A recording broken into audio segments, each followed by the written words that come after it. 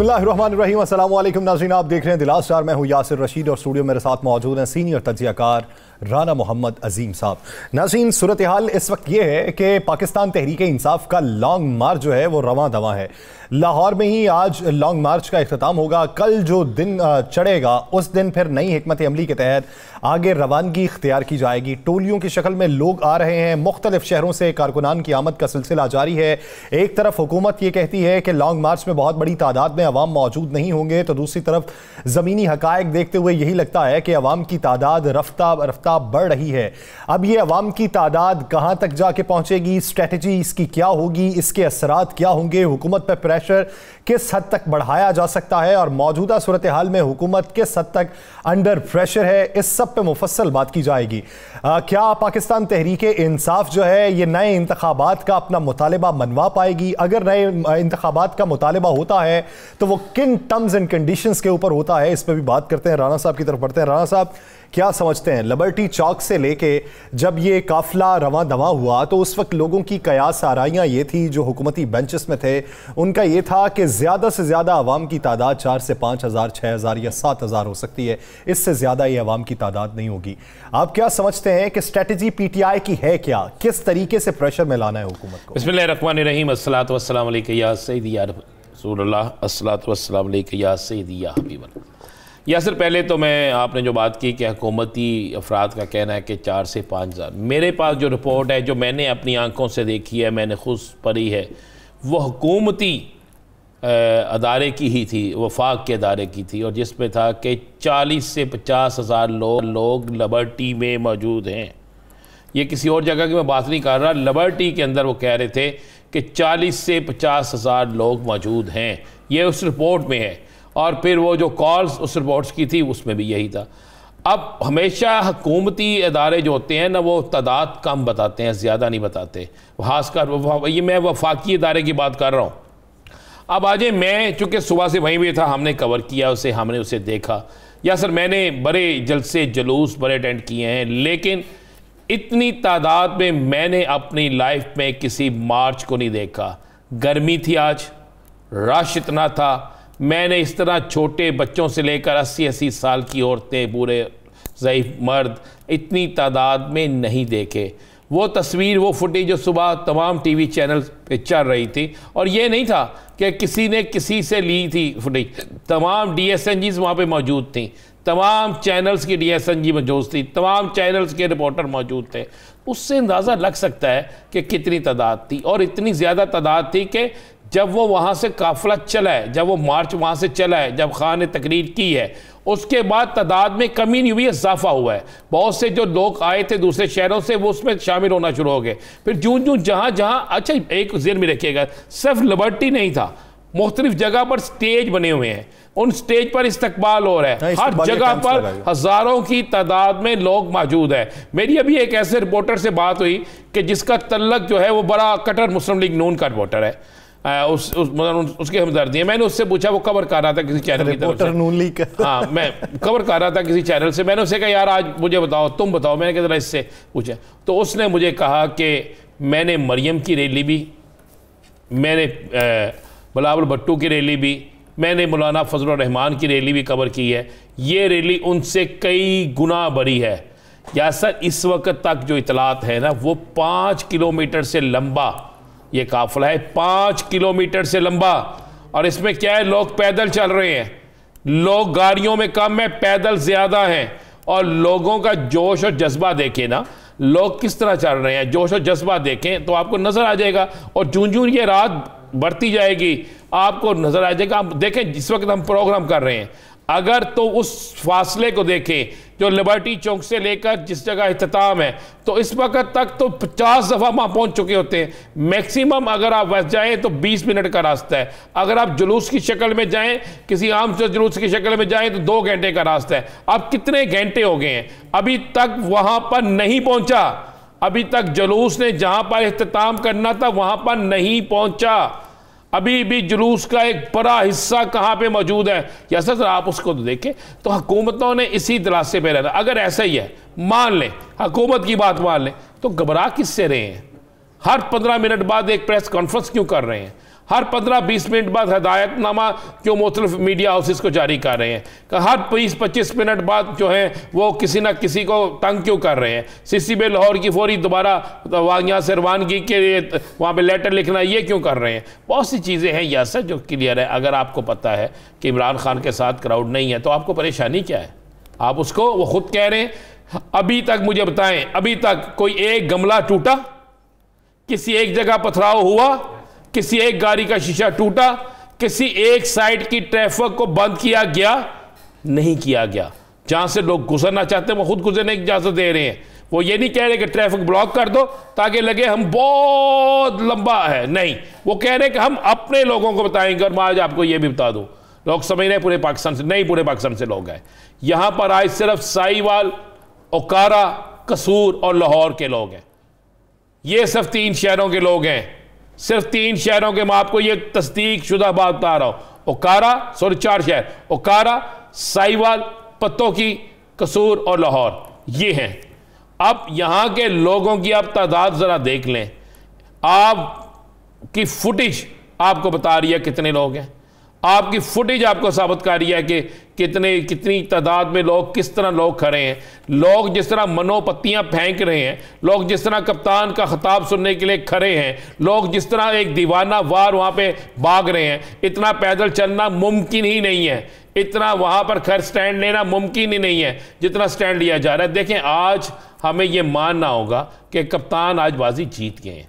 देखें, ये कल क्या होगा वो कल की इतला है, कल के प्रोग्राम में डिस्कस करेंगे, लेकिन आज के प्रोग्राम में मैं आपको ये कह रहा हूं कप्तान आज बाजी। अच्छा राना साहब, अगर मजमूई तौर पर रूट देखा जाए, लिबर्टी से इशरा, इशरा से मजंग, मजंग से फिर आगे बढ़ते हुए MA कॉलेज, MA कॉलेज से पोस्ट ऑफिस, पोस्ट ऑफिस से दाता दरबार और दाता दरबार से आज़ादी मार्च, मजमूई तौर पर कितने अवाम जमा हो गए होंगे?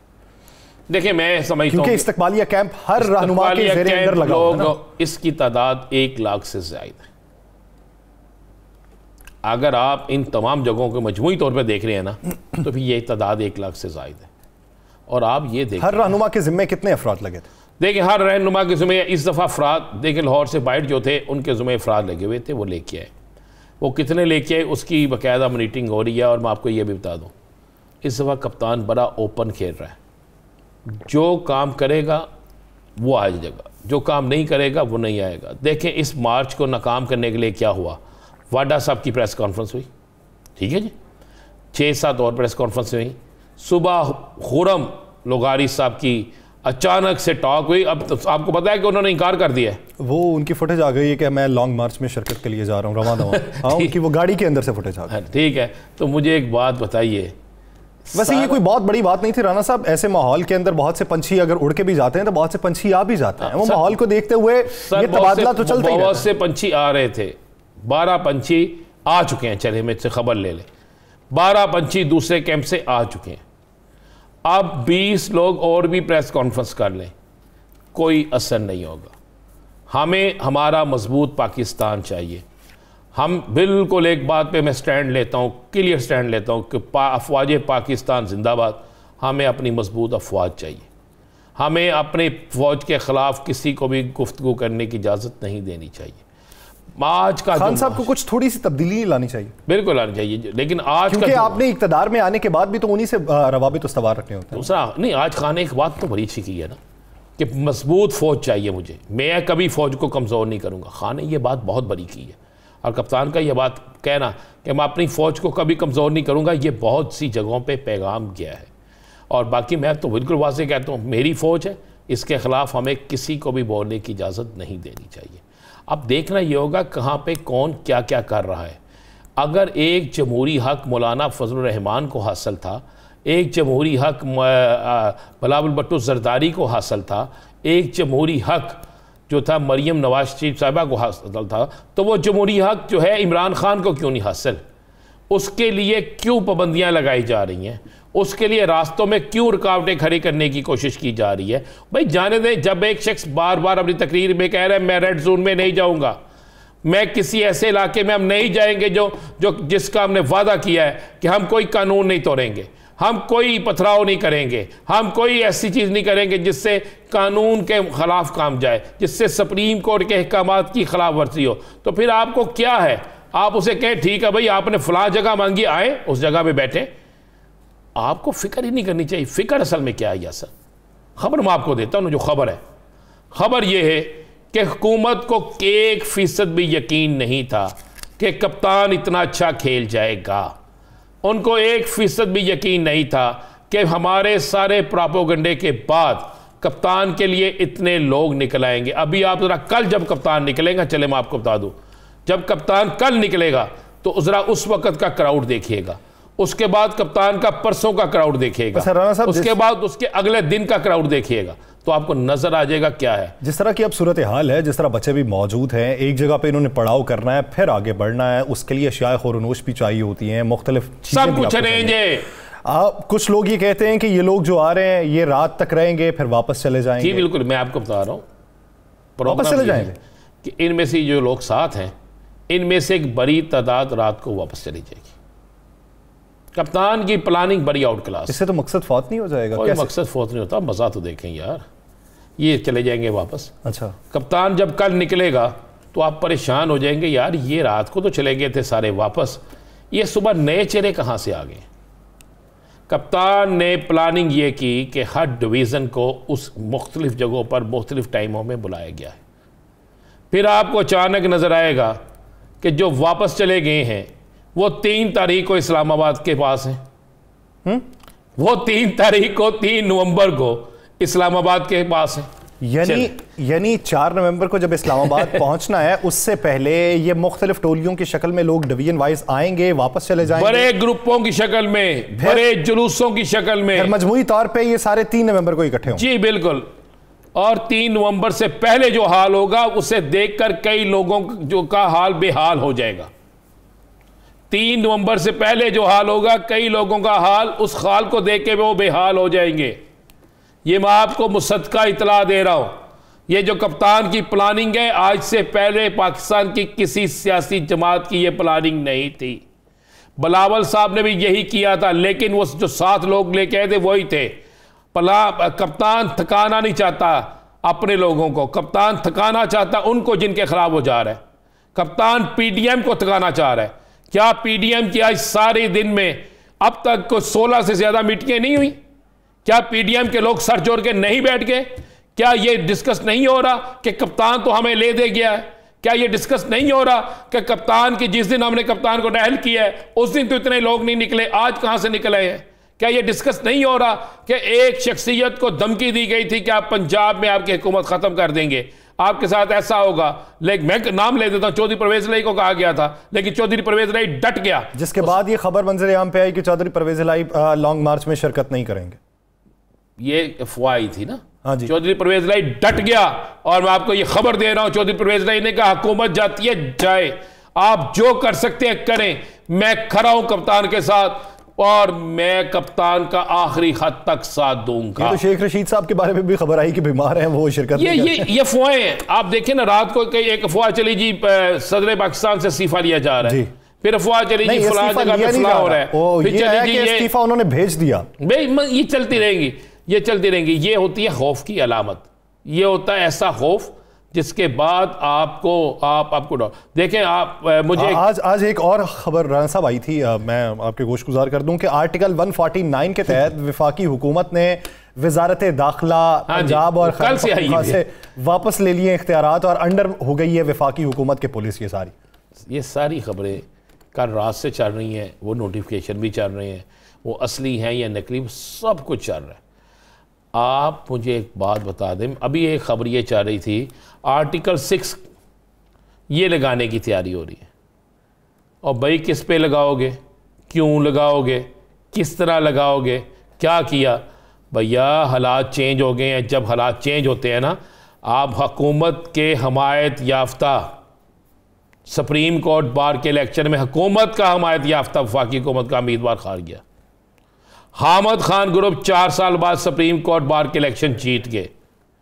यानी वो बार जिसको आप इस्तेमाल कर रहे थे, मैं नहीं कह रहा, कह रहे थे ना वैसन मून साहब इस्तेमाल हो रहे हैं, यही बात होती थी ना जी, ये सारा कुछ होता था। अब आ गया हामिद खान ग्रुप सारा, अब चेंज हो गया। आपने गौर नहीं किया कप्तान की हिकमत अमली, कप्तान किस शहर में गया है, उनकी उसने बाहर से खिताब नहीं किया। लाहौर वाला जो उनका एक सेमिनार हुआ उसका बहुत बड़ा इशू चला था, इसी वजह से वो भी अंदर खाते बातें तो बहुत चल रही थी ना उसके। ठीक है, तो ये सारी चीजें जो है ना यासिर साहब चेंज होना शुरू हो गई हैं, चीजें तब्दील होना शुरू हो गई। और मैं आपको ये बता दूं, परवेज लाई डट गया, और परवेज लाई डट गया, और इस वक्त मोनस लाई, सबसे बड़ा पाकिस्तान का जो इस्तकबाल होगा वो गुजरात में होगा।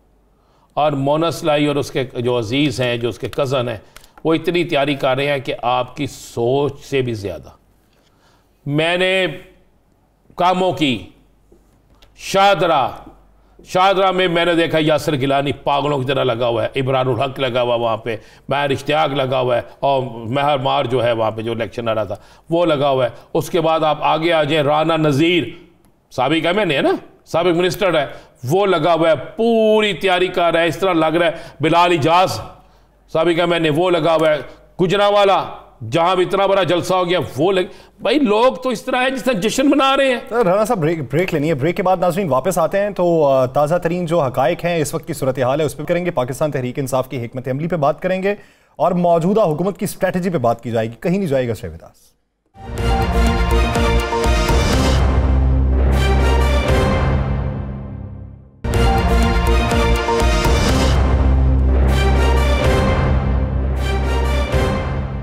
ब्रेक के बाद खुश आमदीद नाज़रीन। जिस तरह हमने ब्रेक से पहले पाकिस्तान तहरीक इंसाफ की हिकमत अमली पे बात की है और ये बात की है कि हुकूमत पे प्रेशर किस हद तक इस वक्त डेवलप हो चुका है, पीटीआई किस तरीके से टोलियों की शक्ल में आगे बढ़ेगी और फिर बड़ा मजमा कब जमा होगा और फिर हुकूमत पे प्रेशर किस हद तक बढ़ाया जाएगा और हुकूमत में इस वक्त सोच विचार क्या चल रही है, इस पर मुफस्सल गुफ्तगू की जा चुकी है।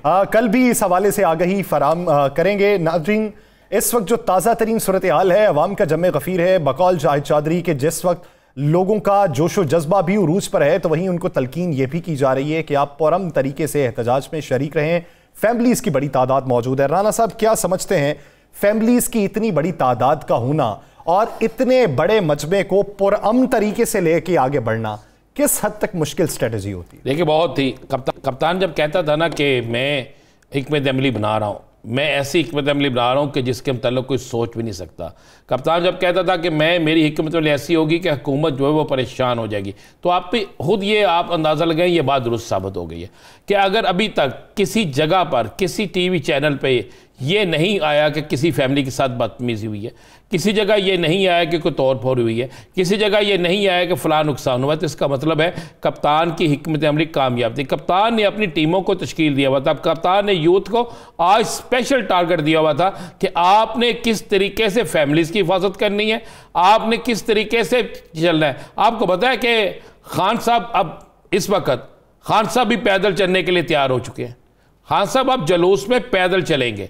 खान साहब बाकायदा कई जगहों पर हाल ही आज ही नहीं आगे आने वाले दिनों में भी पैदल चलेंगे। खान एक जलूस को हर चीज़ को इस तरीके से कर रहे हैं जितना देखिए बड़ा अच्छा मुनज़्ज़म तरीका है। लाहौर के लोग जो साथ जाने जाएंगे साथ जाएंगे, बाकी वापस चले जाएंगे। ताज़ा दम होके 3 तारीख को वो इस्लामाबाद की तरफ रवाना होंगे। इसी तरह बाकी शहरों से भी सेम चलता जाएगा। यानी कि ये तासर ये जो एक दिया जाता था ना कि जनाब ये इनके साथ जो लोग हैं जनाब यही लोग हैं, नहीं, अब खान ने इम्तिहान रख दिया, एक खान एक प्लानिंग रख दी है कि मैं देखूं किस किस शहर के लोग कितनी तादाद में आते हैं। लोग टिकटें लेने के लिए आ रहे हैं, लोग अपने आइंदा इलेक्शन के लिए आ रहे हैं, तो अपनी कारकर्दगी भी दिखाएं। और इतना टाइम जो लगा है खान साहब को लोगों को तैयार करने के लिए, इतना टाइम जो लगा खान साहब को लोगों को इस मामले पे लाने के लिए, तो ये एक प्लानिंग थी और इस प्लानिंग से कोई आगाह नहीं था यासर, किसी को पता नहीं था। याद करें हमने अपने प्रोग्राम में कहा था कि खान अक्टूबर में ही लॉन्ग मार्च करेगा, याद है आपको? और मैंने यह भी कहा था कि खान इन तारीखों पे लॉन्ग मार्च करेगा। आप वो तारीख उठा के देख लें। खान साहब हम इतना तो हमें पता था कि खान साहब इस तरह के खान साहब कर रहे हैं। और मैं आपको ये एक बात बताऊं, खान साहब आज रात को अपनी हिकमत अमली 2 जो है, अगली हिकमत अमली जो है किस तरह होगी, आज रात को अपने साथियों की इत्मीनान में लेकर बताएंगे। यानी खान साहब के पास 8 पत्ते हैं यासर, ये मैं खबर ब्रेक करूं, अभी 1 पत्ता शो किया है, अभी 7 पत्ते और हैं। और अगर हम आपको यह कह दूं कि ये जो तोड़ फोड़ खान साहब के खिलाफ कर रहे हैं, सियासी तोड़ फोड़ जो हो रही है, अगर खान साहब ने ही कोई ऐसी सियासी तौर पर किसी पत्ते में इस्तेमाल कर दी और हुकूमत की कई बड़ी विकटें गिर गई तो इसके इम्कानात हैं, बिल्कुल इम्कानात हैं। ये मैं आपको खबर दे रहा हूं, हुकूमत की कई बड़ी विकटें गिरने वाली हैं, कई बड़ी विकटें गिरने वाली हैं। और हुकूमत की जो बड़ी विकटें गिरने वाली हैं, हुकूमत इसी खदशे के पेश नज़र किसी सूरत नहीं चाहती कि खान साहब इस्लामाबाद पहुंचे, किसी सूरत नहीं चाहती कि खान साहब का काफिला इस्लामाबाद की हदूद में दाखिल हो, किसी सूरत नहीं चाहते कि यह काफिला पिंडी तक भी पहुंचे। सही, जिसके लिए हुकूमत एक अपनी प्लानिंग कर रही है, अपनी प्लानिंग तो कर रही है, लेकिन पाकिस्तान तहरीक इंसाफ की प्लानिंग भी मजबूत दिखाई देती है। आप देखते हैं ये है कि प्लानिंग किसकी ज्यादा मजबूत है, पुरअसर है, और कौन अपनी प्लानिंग में कामयाब होता है। नाज़रीन, एक ब्रेक लेनी है। ब्रेक के आज़म के मामले खुसूसी राना एहसान अफजल साहब हमारे साथ मौजूद होंगे। उनसे मौजूदा वफाकी हुकूमत की स्ट्रेटेजी जानेंगे कि वो PTI के लॉन्ग मार्च को किस नज़र से देख रही है। कहीं नहीं जाएगा, स्टे विद अस।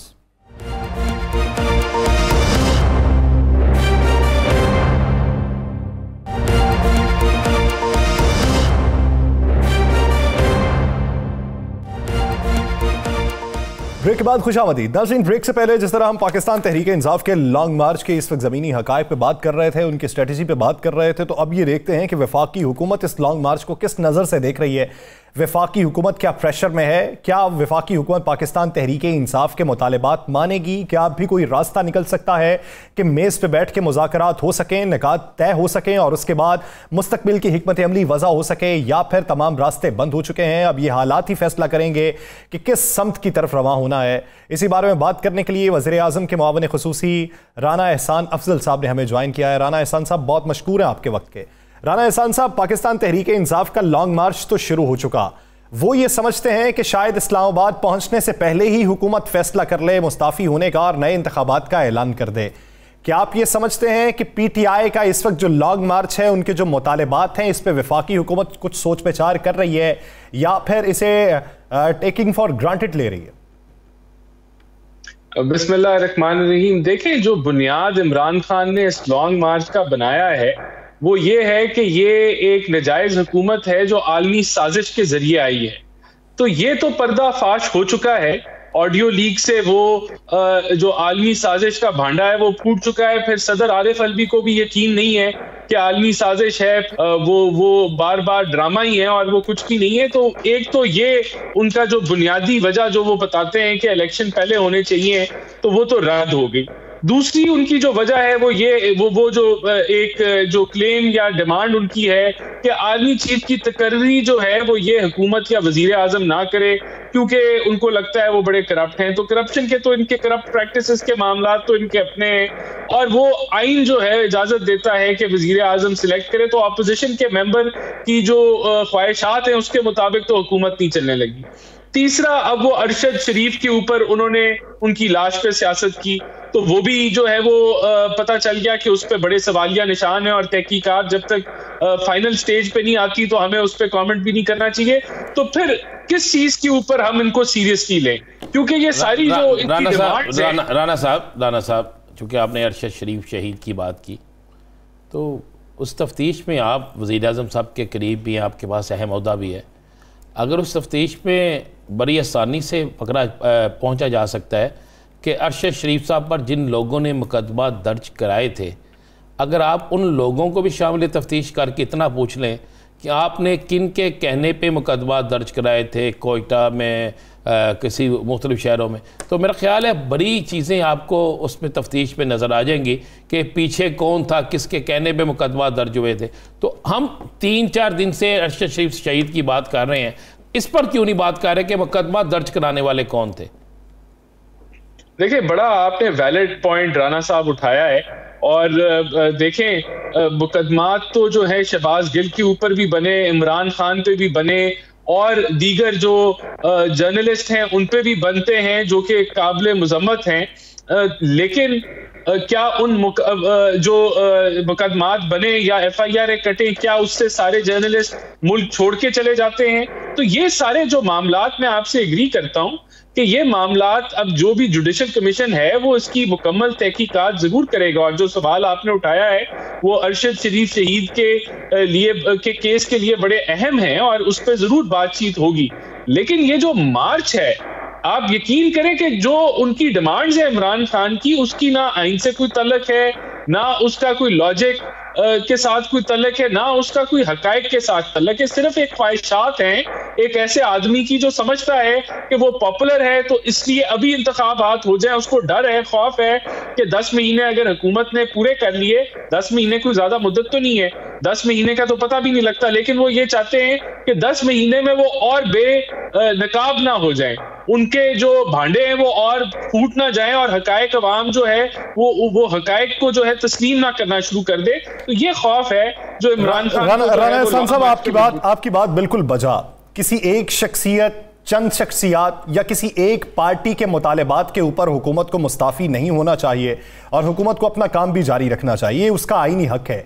लेकिन क्या आप ये नहीं देखते कि एक शख्स की जो बातें हैं जो आपके मुताबिक गलत हैं और उसके मुताबिक सही हैं, अवाम उसे बाय भी करते हैं, अवाम उसके साथ भी निकलते हैं, एक बड़ी तादाद निकल रही है, तो वो जो अवाम उसके नजरियात को बाय कर रहे हैं उस पर वफाकी हुकूमत क्या सोच विचार कर रही है, उस पर क्या राय रखती है?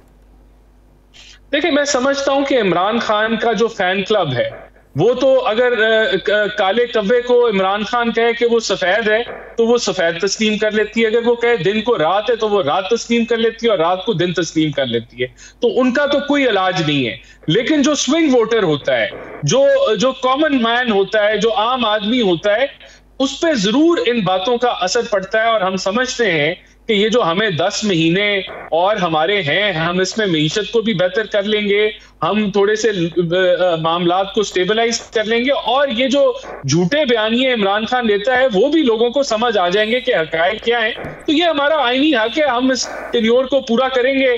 हम अपनी, जहां हमें वो माशी गंद साफ करना पड़ा, मुश्किल फैसले लेने पड़े, अवाम को के ऊपर बोझ डालना पड़ा, वहां हमारा राइट है कि हम उसका कोई नतीजा भी निकालें। चलिए राना साहब, आपने माना कि इमरान खान का फॉलोइंग जो है लोग भी हैं वो उनके साथ करें।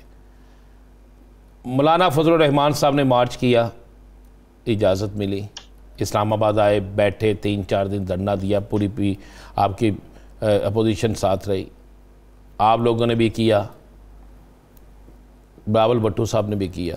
खान साहब बार बार कह रहे हैं कि मैं सुप्रीम कोर्ट के हुक्म के मुताबिक उसी ग्राउंड में जाके बैठूंगा। आपको उनसे परेशानी नहीं होनी चाहिए, फिर उसके राह में अभी तक उन्हें इजाज़त क्यों नहीं दी जा रही? देखें, बिल्कुल आपका ये बिल्कुल सही जवाब है, और मैं समझता हूं कि अगर वो हुकूमत को इस चीज की गारंटी दे दें, वो लिख के दे दिया, आज डीसी इस्लामाबाद को 2 दिन से लिख के दे दिया उनकी पार्टी ने, बिल्कुल लिख के दे दिया, लेकिन उनका जो माजी है वो दागदार है। लेकिन फिर भी मैं आपकी बात को आगे बढ़ाते हुए ये कहूंगा कि उनको इजाजत देनी चाहिए। अगर वो इस चीज की गारंटी हो जाए, हुकूमत को यकीन दिला दें कि वो H9 पार्क से आगे नहीं बढ़ेंगे, रेड जोन के ऊपर नहीं बढ़ेंगे, कानून को हाथ में नहीं लेंगे, तो जो फ्रीडम ऑफ एक्सप्रेशन या फ्रीडम ऑफ स्पीच या फ्रीडम ऑफ असेंबली या फ्रीडम ऑफ प्रोटेस्ट जो है वो उनका हक है और वो उनको मिलना चाहिए।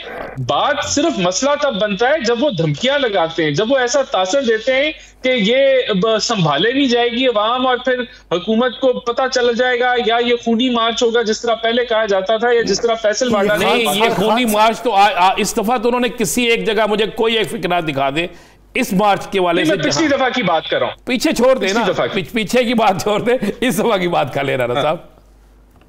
इस दफा इनके मेरे साथ दीगर लोग बैठे कि हम डी चौक में आएंगे, टीवी टॉक शोज पे लोगों ने कहा, लेकिन अगर वो यकीन दहानी दिला दें तो इनका हक है, इनको मिलना चाहिए। मैं आपकी बात, उस यकीन दहानी के लिए किसकी गारंटी चाहिए राना साहब?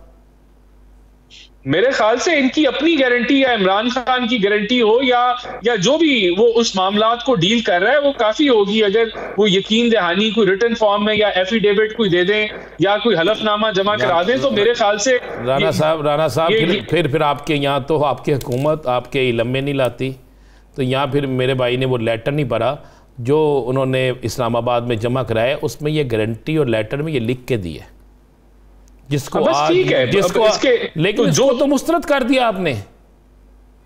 नहीं, जो टीम है उसको उसके कोई कंसर्न होंगे, उसने भी रेज किए होंगे सवालात कि आपका पिछला रवैया, इसी तरह की गारंटियां आपने पहले जमा कराई और उसका आपने फिर जो है वो उनको पामाल कर दिया। तो मेरे ख्याल से ये एक अभी टाइम है, अभी हफ्ता है, उसके अंदर ये बातचीत उनसे चलती रहेगी और अगर यकीन दहानी हुकूमत को मिल जाती है कि ये इनकी नीयत जो है उसमें फतूर नहीं है तो ये इनको मिल जाएगी इजाजत। तो हुकूमत की तरफ से कौन इजाजत देगा कि हुकूमत की नीयत में फतूर नहीं है? ये कौन देगा? आपके वज़ीर दाखिला हर 5 मिनट बाद एक प्रेस कॉन्फ्रेंस करते हैं। नहीं राना साहब, बात हम करें ना, आपके वज़ीर दाखिला हर 5 मिनट बाद प्रेस कॉन्फ्रेंस करते हैं, कोई कितनी गन्ने कितने ड्रोन ये सारे सुनाते हैं, फायर। हुकूमत की गारंटी कौन देगा? देखिए, हुकूमत की मैं गारंटी दे देता हूं कि हुकूमत पहला इकदाम नहीं उठाएगी। अगर कानून तोड़ा तो फिर हुकूमत जो है एक्शन जरूर लेगी। लेकिन हुकूमत राना साहब, फिर यासर ने सवाल करना है, आप भाई हैं मेरे, मैं फिर एक ही सवाल करता हूं। इमरान खान की नहली पर फैज़ाबाद रेड जोन नहीं है, फैज़ाबाद रेड जोन नहीं है। अभी तो फैज़ाबाद तक जुलूस पहुंचा था तो शेलिंग की इंतहा हो गई थी, तो हुकूमत की गारंटी कौन देगा? तो फिर गारंटी आपकी तरफ से भी चाहिए। गारंटी वो चाहिए राना साहब कि जो गारंटी हो ताकि अवाम जो है ना वो खैर वफियत से जाए और हर शख्स अपना जमहूरी हक अदा करे। देखिए, मैं एग्री करता हूं, ये जो भी इंतजामिया इस मामलात को डील कर रही है और इंटीरियर मिनिस्टर साहब भी, उन्होंने खुद भी कहा है कि अगर हमें यकीन दहानी हो जाए तो ये इनको इजाजत होगी और ये आपस में बातचीत डेफिनेटली चल रही होगी। और इसमें जब इंटीरियर मिनिस्टर खुद फरमा रहे हैं कि ये अगर उनका यही नियत है कि उन्होंने H9 पार्क में रहना है और वहीं धरना देना है, तो इसमें कोई कबाहत नहीं है। इस चीज की इजाजत उनको कोर्ट भी देता है और हम कोर्ट के जो है अहकामात के ऊपर हम उसके ऊपर पूरी पैरवी करेंगे। राना एहसान साहब, बसद एहतराम, दोनों तरफ से आप जब बात करते हैं कि बयानात दिए जाते हैं तो फिर उससे तसादुम के खतरात पैदा होते हैं। हमने 25 मई को भी कवर किया। 25 मई को फ़िरोज़पुर रोड के ऊपर जिस तरह से तशद्दुद किया गया, रोकने की कोशिश की गई, उसके बाद फिर राना साहब के ये बयानात कि आप आएँ, हम भी दुगनी तैयारी से बैठे हैं, फिर आपके लिए नए शेल मंगवा लिए गए हैं, इस तरह की बातें, इस तरह के बयानात, ये फिर दूसरों को भी डराने के मुतरादिफ होते हैं। अब एक फैमिली नज़रियाती इख्तलाफ किसी भी जमात से हो सकता है, वो चाहे जमात इस्लामी का हो, किसी और जमात से, पाकिस्तान मुस्लिम लीग नून का हो, PTI से, किसी भी जमात का हो सकता है। हर घर के अंदर एक नज़रियात मुख्तलिफ होते हैं, बड़े छोटे के। अब एक फैमिली निकली है तो वो महफूज खुद को किस तरीके से तसव्वुर करेगी? देखिए, जब आप 25 मई की बात करते हैं तो पंजाब हुकूमत ने उस दिन राइट ऑफ असेंबली जो है वो ले ली थी। कानून नाफिज हो गया था कि राइट आप असेंबल नहीं हो सकते 5-6 लोगों से ज्यादा। तो तब अगर उसको उसके नाफिज होने के बाद और उस वक्त इजाजत नहीं ली गई थी, ना फेडरल हुकूमत ने दी थी ना सूबाई हुकूमत ने दी थी, तो उस वक्त निकलना, फिर जाहिर सी बात है जो अफसरान जिनको जो ड्यूटी दी उन्होंने उस ड्यूटी वो की। तो अभी तो मामलात अभी पंजाब हुकूमत इनके पास अपनी है, तो बाकी है कि फेडरल हुकूमत को ये राना साहब आप एक अच्छे लाइफ भी हैं, आप बड़े एजुकेटेड भी हैं, हमें खुशी होती है देख के कि आप एक यंगस्टर है, बड़ा अच्छा बोलते हैं। किस 144 की बात कर रहे हैं? इस पाकिस्तान में 144 का कोई मुझे एक महीना बता दे जो ख़त्म हुआ है। कोई एक महीना बता दे कि जब 144 नहीं लगी, कोई एक महीना बता दे। ये जलसे जुलूस जो होते हैं किसी भी सियासी जमात के, उन पर 144 जो होती है वो अहमियत नहीं रखती। जब बिलावल साहब आए थे 144 इस्लामाबाद में थी, जब मरियम साहबा गई थी 144 थी, आप निकाल के रिकॉर्ड चेक कर लें। जब मौलाना साहब गए थे 144 थी, लेकिन सबको जाने की इजाज़त मिली थी ना। तो 25 मई पे अगर आप दिफा करेंगे तो राना साहब ये तो फिर इसी तरह होगा कि नहीं देखें, 25 मई को जब कोर्ट ने वो मामला सुना और कहा कि इनको इजाजत दे दी जाए कि ये अपना H9 पार्क में पहुंच जाएं, तो फिर हुकूमत ने अपने कोर्ट के ऑर्डर की पैरवी की और फिर सारे जो रुकावटें थी वो हटा दी थी। लेकिन नहीं, पंजाब से रुकावटें हटाई थी। पंजाब के बाद में जब कोर्ट का फैसला हुआ तो फिर हटा दी थी, ओवरऑल पंजाब से हटा दी थी, हर जगह से हटा दी थी। तब तो वैसे ही पंजाब का राना साहब जरा माजी पे नजर डालें। उसी रात लिबर्टी चौक में शेलिंग, याद है ना आपको? फैसले के 8 घंटे बाद लिबर्टी चौक में लोग इकट्ठे होकर सहारे यकजहती कर रहे थे, शेलिंग हुई, बेइंतहा शेलिंग हुई, तो ये कौन सी पाबंदी थी जो हटा ली गई थी? नहीं, देखें उस वक्त और भी मामला थे, कहा गया कि ये खूनी मार्च होगा, फिर मुसल्लह असला भी बरामद हुआ, बहुत सारी चीजें, लेकिन मैं कहता हूँ नहीं होना चाहिए आपके ये तसादुम की सूरत हाल नहीं होनी चाहिए। और जिसने जब आपने ये धरना देना है या आपने जुलूस लेके निकालना है तो हुकूमत से इजाजत सीख करें। और अच्छा, राना साहब एक आखिरी सवाल, क्या समझते हैं कि इस वक्त जो मौशी हालात हैं पाकिस्तान के, पीटीआई का लॉन्ग मार्च निकला हुआ है नए इंतखाबात को करवाने के स्लोगन के ऊपर, अब एक ले मैन को आप किस तरह की सहूलियात दे सकते हैं? फौरी कोई ऐलान कर सकते हैं, किसी 2 महीने की यकीन दहानी करवा सकते हैं कि उसका जो तयक्कुन है वो आपके ऊपर आए, ना कि पीटीआई के ऊपर? देखें, बड़ा सिंपल हमारा नैरेटिव है और वो तब्दील नहीं हुआ। इस मुल्क को खोखला करके दिवालियेपन की तरफ इमरान खान ने धकेला था, हमने उस मुल्क को दिवालियेपन से बचाया, मुश्किल फैसले किए, अवाम पे बोझ डाला। अब टाइम है कि हम डॉलर को मुस्तहकम करें। हमारे पास 10 माह हैं कि हम महंगाई के जिन को काबू करें, थोड़ा सा महंगाई में कमी आए। कोई जादू की छड़ी नहीं है, मुल्क के हालात बड़े टफ हैं, दुनिया के हालात बड़े टफ हैं, अभी दुनिया रिसेशन से जा रही है, लेकिन इन मुश्किल हालात में हमने इस मुल्क को बचाना है और इसको देखभाल के, इसको जो है संभाल के इसकी मुश्किल हालात में मुल्क को बचाना है, क्योंकि इस वक्त आलमी सतह पे भी हालात ऐसे हैं कि पाकिस्तान मुश्किलात का शिकार है। अगले 10 माह के अंदर हुकूमत इन मुश्किलात पे काबू भी पालेगी और पाकिस्तान तहरीक-ए-इंसाफ अगर पुरअमन एहतजाज करना चाहती है तो रिटन फॉर्म में लिख के दे और एहतजाज कर सकती है। ये मौक़िफ़ आपका बहुत शुक्रिया राना एहसान अफजल, हवाले से अपना वक्त देने के लिए। नाज़रीन, प्रोग्राम द लास्ट आवर का वक्त खत्म हुआ चाहता है, मुझे और राना अजीम साहब को दीजिए इजाज़त। अपना बहुत सा ख्याल रखिएगा। अल्लाह निगहबान।